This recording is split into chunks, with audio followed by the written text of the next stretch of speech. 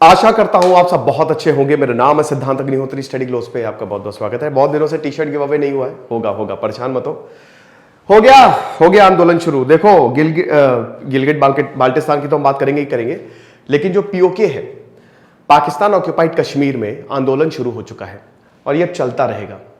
बर्बाद कर दिया है पाकिस्तान ने इस खूबसूरत राज्य को जो कि भारत का है। स्विट्जरलैंड से भी ज्यादा खूबसूरत इसको आतंक का अड्डा बना दिया है। सुनिए मेरी बात ध्यान से जरा। 42%, 42% फॉरेस्ट कवर था, 14% पे आ गया है। 14% भयानक डिफॉरेस्टेशन। चाइना भयानक एक्सपैंड कर रहा है, जमीनें दे दिए इनको लीज पे, जाओ ले जाओ, ठीक है। 18 घंटे से 20 घंटे तक बिजली नहीं रहे, बिजली रहती ही नहीं यहां पे। सुसाइड कैपिटल ऑफ पाकिस्तान बोला जाता है, आपको पता है। 90% सुसाइड केसेस पीओके में आ रहे हैं। सबसे बड़ी बात, सारी आतंक का अड्डा PoK. Muzaffarabad is the capital of PoK. आतंकवादी ट्रेनिंग सेंटर, लश्कर तैयबा, जैश ए मोहम्मद, हिजबुल, ये सब यहां पे बैठे हुए हैं। और बड़ी बात क्या है, लोग यहां के परेशान। कश्मीरीज आर मच स्मार्टर, वो बहुत स्मार्ट है। पाकिस्तान को लगता है कि हम कश्मीर में थोड़ा सा हलचल मचाएंगे और कश्मीरी उठ के खड़े हो जाएंगे। आपको बहुत गलत लगता है, क्योंकि उन्होंने आपका साथ कभी दिया ही नहीं। और अब उधर वाले कश्मीरी जो है पीओके, वो अब इधर आएंगे। मैंने आपको बताया था कि भारत बिना हथियार उठाए पीओके को अपने कब्जे में ले सकता है। याद है वो लेक्चर? कैसे ले सकता है? कैसे ले सकता है? डेवलपमेंट। भाई वहां के लीडर्स खुलेआम बोल रहे हैं कि जो श्रीनगर में डेवलपमेंट हो रहा है, इस्लामाबाद में उतना डेवलपमेंट नहीं है। यही मैंने आपको बोला था कि कश्मीर में इतना ज्यादा डेवलपमेंट ले आओ, इतना बढ़िया लोगों को रोजगार दे दो कि अपने आप, जैसे कि जर्मन वॉल टूटी थी ना इसी वजह से, East Germany West Germany, same चीज कि वेस्ट जर्मनी बहुत प्रॉस्पर कर रहा था, ईस्ट जर्मनी में कुछ नहीं था, तो लोग फ्रस्ट्रेट हो गए। यही होने वाला है। और यकीन मानिए दोस्तों, बहुत जल्द पीओके में बहुत बड़ा आंदोलन होगा। उसकी शुरुआत अभी हो गई है। Pakistan army go back, Pakistan go back, इन सब के नारे लगे। यूनाइटेड नेशन, UNIMGOP है, बहुत बड़ा नाम है, उनकी गाड़ी रोक ली गई। यूनाइटेड नेशंस की गाड़ी रोकी है, बकायदा घेर लिया गया। और अब यूनाइटेड नेशंस को समझ में नहीं आ रहा है, ये जो इनकी ब्रांच है यहां पे इसलिए है ताकि सीज फायर को देखा जा सके। ये जो रेजोल्यूशन हुआ था ना 1947 में, आपको पता ही 1948 में, कि पहले पाकिस्तान अपनी सेना हटाए, फिर भारत अपनी सेना हटाएगी और उसके बाद रेफरेंडम होगा। भाड़ में गया रेफरेंडम, कुछ नहीं होगा।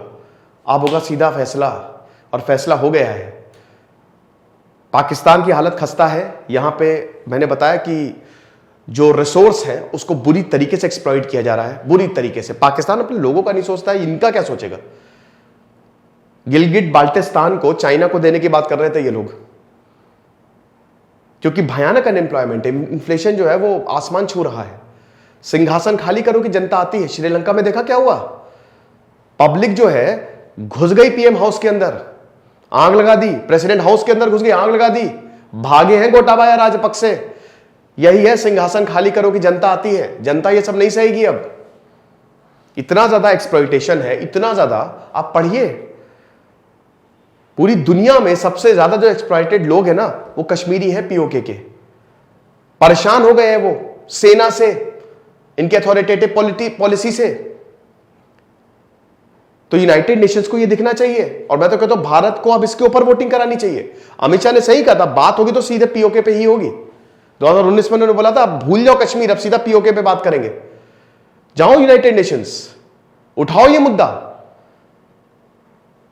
पाकिस्तान के आने वाले 10 सालों में बहुत बुरी हालत होने वाली है। ज्यादातर एक्सपर्ट्स का कहना है कि 3 टुकड़े होंगे। इंटरनल पॉलिसी इतनी खराब है। 1971 में सेम चीज यही हुई थी। आपको बता दूं कि जो भी यहां से मिलता है, जो भी यहां से प्रोड्यूस होता है, भाई कश्मीर है वो सब पंजाब जाता है पाकिस्तान के। इनको कुछ नहीं मिलता है, जैसा ये बांग्लादेशियों के साथ करते थे, ईस्ट पाकिस्तानी के साथ करते थे। नतीजा क्या हुआ? लोग उठ खड़े हुए, पाकिस्तान उसको रोकने की कोशिश की। और उस समय 1971 में हमने 13 दिन के अंदर, और ये तो आज का हिंदुस्तान है, ये तो उस समय तो 13 दिन लगे, आज खाली 3 दिन लगने हैं। भारत बोल रहे तुम बेटा करो, एक बार तुम करो तो बस, एक बार ऑपरेशन करो, वहां से एक बार हरी झंडी मिले, फिर देखो बेटा हम क्या करते हैं तुम्हारा। और इस बार तो पीओके नहीं कहो, पूरा अंदर तक ही चले जाए। इट्स नॉट अबाउट, देखिए कोई भी देश ये नहीं चाहेगा, भारत भी ये नहीं चाहता लड़ाई झगड़ा हो। भारत ने पाकिस्तान को हमेशा अपना छोटा भाई माना है, लेकिन वहां की सरकारी नीति और आर्मी इतनी निकम्मी है कि क्या बताएं, वहां के लोग बहुत परेशान है उनसे। जो पाकिस्तान के इंटेलेक्चुअल्स हैं वो तक परेशान है कि भाई क्या कर रहे हो। इट्स ऑल अबाउट, क्योंकि उनका प्रोपेगेंडा चल रहा है। भयानक करप्शन है पाकिस्तान में, भयानक करप्शन। वहां के जो लीडर्स है दे आर ऑन सेल, आपको पता है। मेजर जीडी बख्शी थे कि मेजर जनरल दुआ, उनका मैं सुन रहा था इंटरव्यू, मैं एक्चुअली याद नहीं कर पा रहा हूं, तो उनका एक पॉडकास्ट था, तो उन्होंने बोला था कि वहां के जो आर्मी जनरल से जो बड़े बड़े टॉप लीडर्स है ना, they are on sale. China उनकी बोली लगाता है, उनको खूब पैसा जाता है। इमरान खान को एक बहुत बढ़िया अपॉर्चुनिटी मिली थी, लेकिन उन्होंने वो अपॉर्चुनिटी खो दी। पूरी पब्लिक उनके साथ थी, वो चाहते तो बहुत कुछ कर सकते थे, लेकिन वो अपॉर्चुनिटी चली गई, है ना। तो भैया बहुत कुछ पीओके में होने वाला है। पाकिस्तान विरोधी नारे रगले लगे हैं और ये हमको ज्ञान देता है। G20 समिट होने वाली है कश्मीर में, ये भारत के लिए बहुत बड़ी जीत है। लो पूरी दुनिया ने मान लिया कि बेटा जाओ, पीओके में एकदम कांप रही है सर, ये जो पाकिस्तान है एकदम वाइब्रेशन मोड पे है। क्या होगा अब, क्योंकि लोग भी तुम्हारे अगेंस्ट जा रहे हैं, लीडरशिप भी तुम्हारे अगेंस्ट जा रही है, सरकारें तुम्हारे अगेंस्ट, जो दुनिया भर की सरकारें एक आध को छोड़ के वो भी तुम्हारे अगेंस्ट जा रहे हैं, और हम तो वैसे ही तैयार बैठे हुए हैं। तो ये चीज है, बौखला गया पाकिस्तान। तो करता क्या है, आतंकी सप्लाई करो, आतंकवादी। भाई कश्मीर में किलिंग्स हो रही हैं, ऐसा नहीं है। मैंने आप बताया था ना कि कश्मीर में इस समय मिलिटेंसी बहुत ही डेंजरस लेवल पे है। वहां के जो एसएसपी हैं उन्होंने बताया था कि पहले क्या होता था, हमको पता होता था कि कौन आतंकी है, लेकिन आज हमको पता ही नहीं है कि कौन आतंकी है। हमारे लिस्ट के हिसाब से मिलिटेंट्स 30 से 40 होने चाहिए, लेकिन एक्चुअल में 200 पार है। तो ये सब बौखलाहट है, लेकिन परेशान होने की कोई बात नहीं है, सब सही हो जाएगा, सब ठीक हो जाएगा। तो ये भारत के लिए बहुत अच्छी खबर है। फिलहाल आपको बताना चाहूंगा कि हमारा जो ऑप्शनल है उसकी क्लासेस जो है वो 15 जुलाई से शुरू हो रही है, रात 12 बजे तक सेल चलेगी। तो आपको सेल में हिस्सा लेना है, कोर्स को अवेल करें। बहुत ही कम दामों पे हमने सोहेल सर का ये कोर्स निकाला है। बता दूं कि यही कोर्स, हिस्ट्री ऑप्शनल का कोर्स जो है, वो दूसरे प्लेटफॉर्म पे सोहेल सर जब पढ़ाते थे वहां पे बहुत महंगा था, हमने उसको बहुत कम में किया है। तो आपको इसको अवेल करना ही है। और बाकी यूपीएससी 2023 की क्लासेस शुरू है भैया, कब अवेल करोगे, जल्दी से आ जाओ फटाक से। इस बार यूपीएससी 2023 का एग्जाम हम आपका निकलवाएंगे, वादा है हमारा आपसे। उसके बाद जो हमारा मेमोरी ट्रेनिंग का कोर्स है ना, पॉलिटी वाला, बेटा उसकी जो क्लासेस है ना वो 14 को हो गई है, परसों होंगी उसकी क्लासेस, क्योंकि प्रतीक सर बीमार पड़ गए, तो उसको भी आप अवेल कर सकते हैं।